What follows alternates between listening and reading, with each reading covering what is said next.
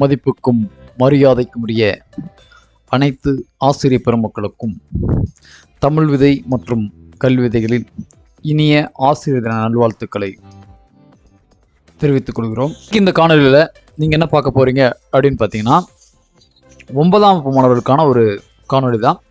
அந்த காணொலி என்ன அப்படின்னு பார்க்குறதுக்கு முன்னாடி இது வரைக்கும் நம்ம சேனலை நீங்கள் சப்ஸ்கிரைப் பண்ணாமல் தான் பார்க்குறீங்க அப்படின்னாலும் இல்லை புதுசாக பார்க்குறீங்க அப்படின்னாலும் மறக்காமல் சப்ஸ்கிரைப் பண்ணி வச்சுக்கோங்க.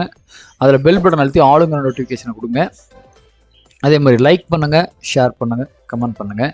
சரி, இந்த ஒரு காணொலியில் செப்டம்பர் மாதத்தில் அனைவருக்கும் காலாண்டு தேர்வு நடைபெறுகிறது 3வது வாரத்தில்.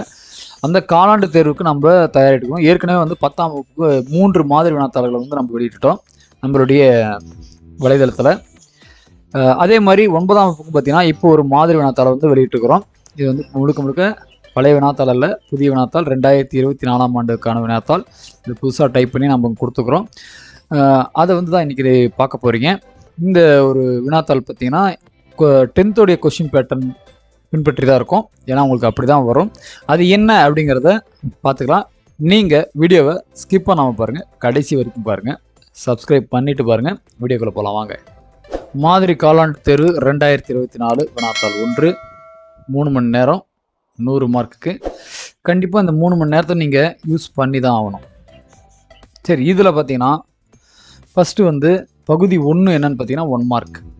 எத்தனை 1 மார்க் அப்படின்னு பார்த்தீங்கன்னா 15 1 மார்க்கு. இந்த 15 1 மார்க்குன்னு பார்த்தீங்கன்னா 11 கேள்வி சூஸ் த பெஸ்ட் ஆன்சர் கொடுத்துருப்பாங்க. அது புக் பேக்காக இருக்கலாம், புக்கின் கொஸ்டினாக இருக்கலாம், மொழியோடு விளையாடு, மொழியை ஆள்வோம், தெரியுமா, எத்திசையும் புகழ் மணக்க, இந்த மாதிரி பகுதியிலேருந்து கூட சில வினாக்கள்லாம் வரும். அதே மாதிரி பார்த்தீங்கன்னா 11 கொடுத்துட்டு மீதி 4 என்ன கொடுப்பாங்க அப்படின்னு பார்த்தீங்கன்னா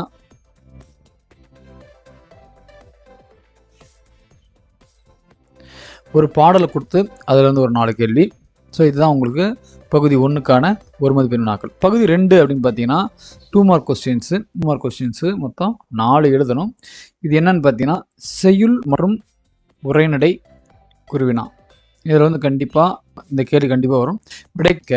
அதே மாதிரி பார்த்தீங்கன்னா 21வது கேள்வி கட்டாயம் திருக்குறள் வரும். திருக்குறள் நல்லா படித்து வச்சுக்கோங்க, கட்டாயம் ஒரு கேள்வி வரும். அடுத்து பார்த்தீங்கன்னா அதே மாதிரி பிரிவு 2ல் மொழித்திறன் பயிற்சி மற்றும் இலக்கண கேள்வி வரும். 5 கேள்வி எழுதணும். அடுத்தது பார்த்தீங்கன்னா பகுதி 3 அதில் 3 பிரிவுகள் இருக்குது.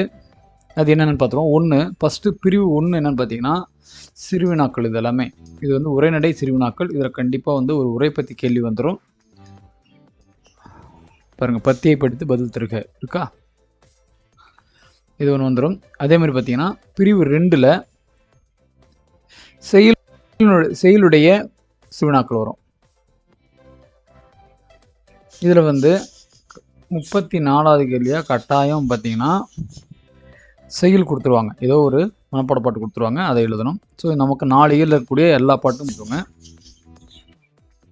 அடுத்தது பார்த்தீங்கன்னா பிரிவு 3ல் இலக்கண சிறுவினாக்கள் வரும்.